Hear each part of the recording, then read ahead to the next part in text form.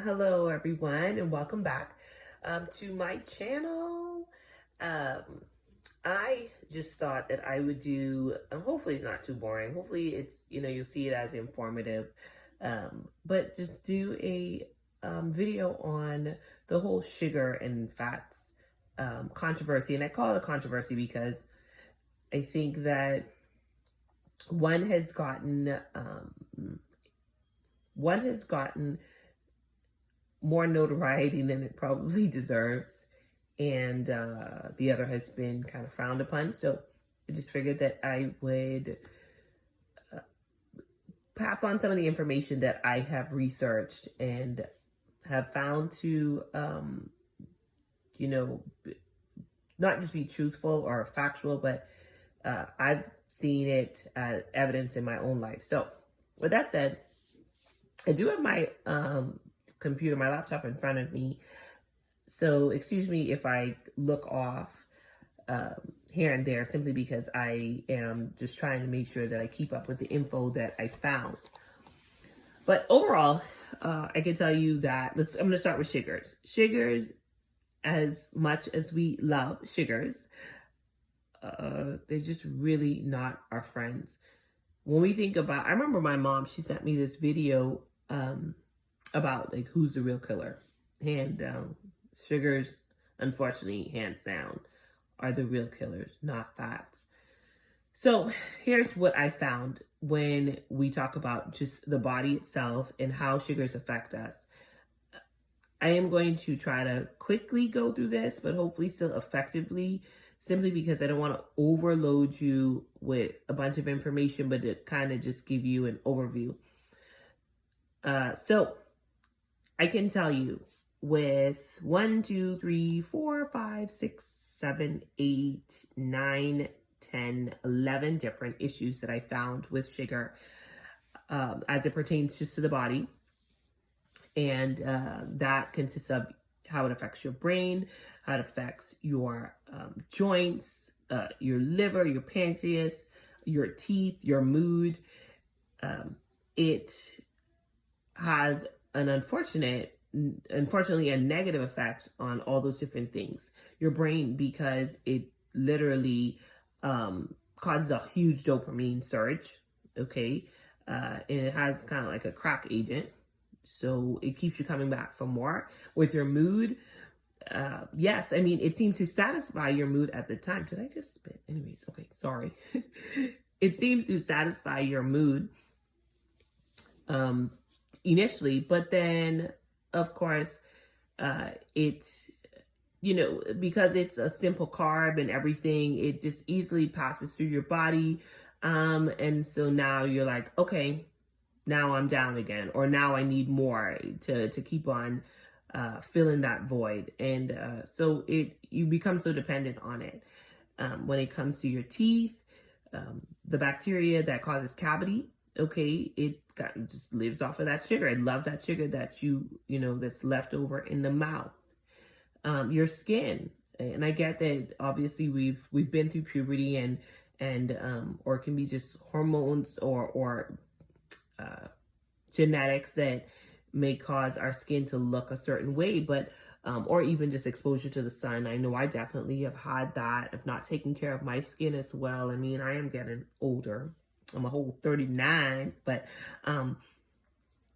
I also know that the sweets and things like that I did eat for years and years has unfortunately negatively affected me. Thankfully, because I have really done a turnaround, especially when it comes to water. I am definitely seeing a huge improvement in my skin. I mean, you may not be able to tell this way, but I've definitely seen a huge improvement. I drink about a gallon of water a day. I don't drink other drinks, and I definitely see the difference. But anyways, and then obviously internally, you're talking about your liver, your pancreas, all these things that have to do with insulin and how that affects the or chances of getting type 2 diabetes, or even your kidneys that are known for filtering your blood sugar, especially if you do have diabetes. Just the work that these added sugars or that we eat on a daily basis in large amounts, these things are unfortunately slowly killing us. But if I can give some good news when it comes to sugar, and because I know it can seem gloomy, like, I mean, are you saying we shouldn't eat sugar? No, I'm not saying that we shouldn't eat sugar at all. Like I said, I found the statistic that said about 25% of, or people with 25% or more of their calories that are coming from added sugars are twice as likely to die of a heart disease or related issue than those who consume only 10%. Okay. I mean, that to me, that's good news, because it's not saying that you cannot eat sugar at all. I mean, we're all going to die one day. It's just going to happen. Okay. But at the same time, yeah, I mean, I think any of us want to live longer, healthier lives, but we don't want to be boring. And so being able to have sugar and knowing that having sugar is not completely taboo is good news. And so, yes, we can, but we got to learn how to control it. And to me, some of us, or I should say my opinion is that some of us just need to kind of start over. We need to start over and just refocus how we take care of ourselves. So that's, and then obviously there's the body weight. I mean, I think that's probably the biggest issue. It probably shouldn't be, because we need to think about our internal health as well. But the reality is probably the biggest issue that has brought many of us to even being concerned about sugar is how we look on the outside. What our weight looks to be. So when it comes to sugar and your weight, yes, it's a huge agent as far as our weight gain. And it's because we consume so much excess sugar. Have you really checked the amount of calories that may be in just one small dessert, or just in some junk food, or something that we don't really need to have, but we just want to have it just because? It's a lot of sugar, a lot of just excess calories that, once again, we are not working off. We're not working out to the extent that it would take in order to burn those off. And so what happens is they sit and they turn into stored energy, stored fat. So now when it comes to fats, basically there are 4 groups that fats fall into. You've got saturated fats, polyunsaturated fats, monounsaturated fats, and then trans fats. So once again, I'm going to try and really go through these quickly. So saturated fats, these are the foods that basically they are like literally saturated with hydrogen, atoms.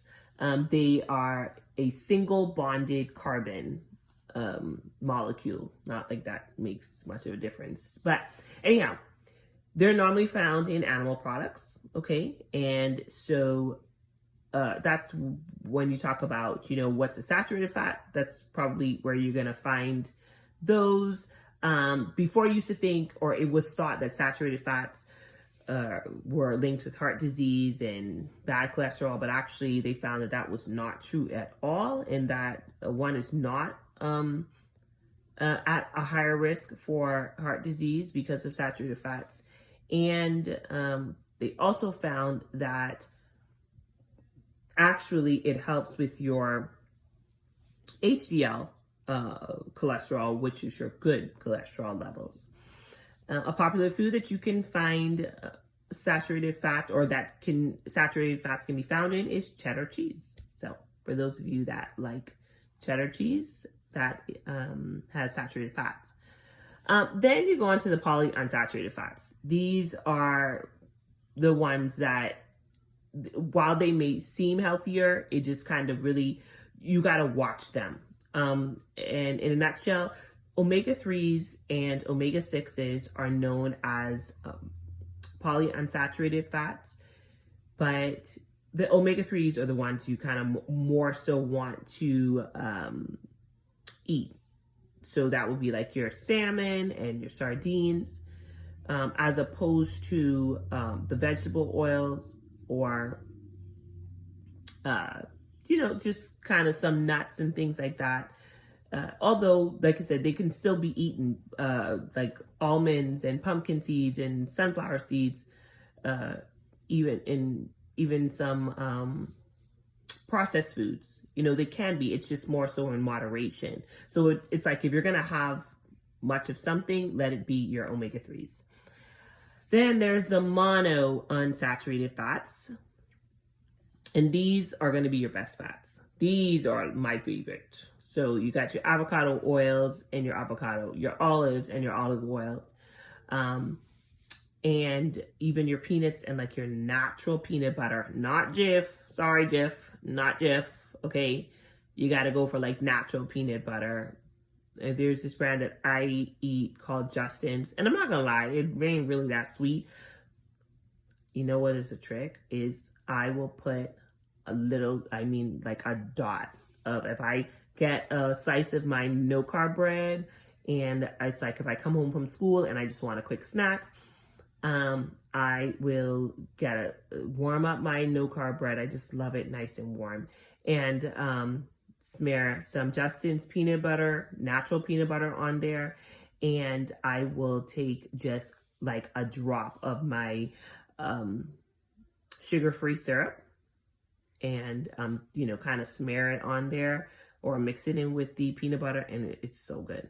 It's so good. But anyways, so when you talk about the monounsaturated, this is the healthy fats. This is much of what the ketogenic diet is based on, and along with some of the polyunsaturated, like I said, those omega-3s.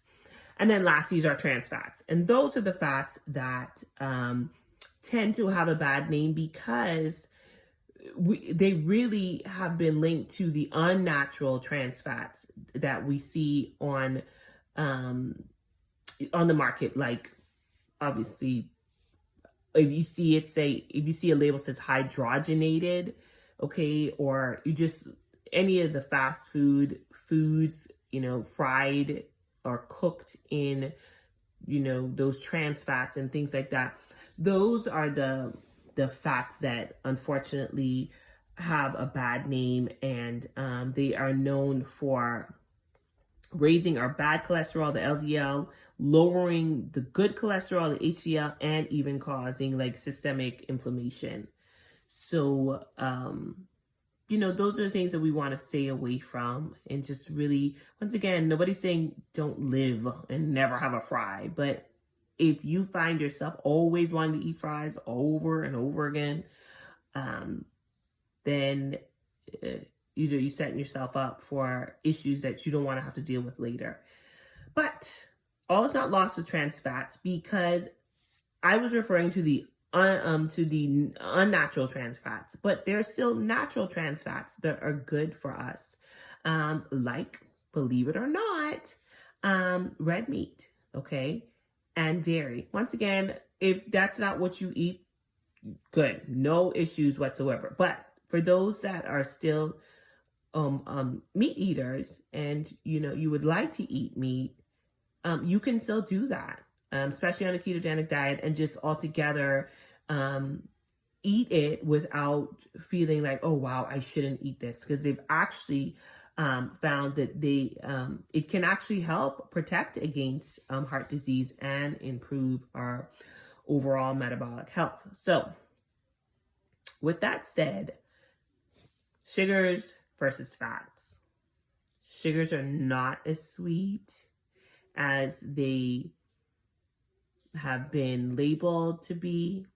They are, unfortunately, have caused way more harm than good for us. And the fats are not so bad. So let's shift our paradigms of these two products, foods, and do some research for yourself. See what it is that you're putting into your body, and make a change for your good. All right. That's it. School is done. Hopefully the next video is gonna be a workout video. All right, guys. Well, y'all have a good night. It's time for me to go to bed. But I want to sign on, just kind of inform you. And like I said, let's keep this thing going. All right. Blessings. Good night.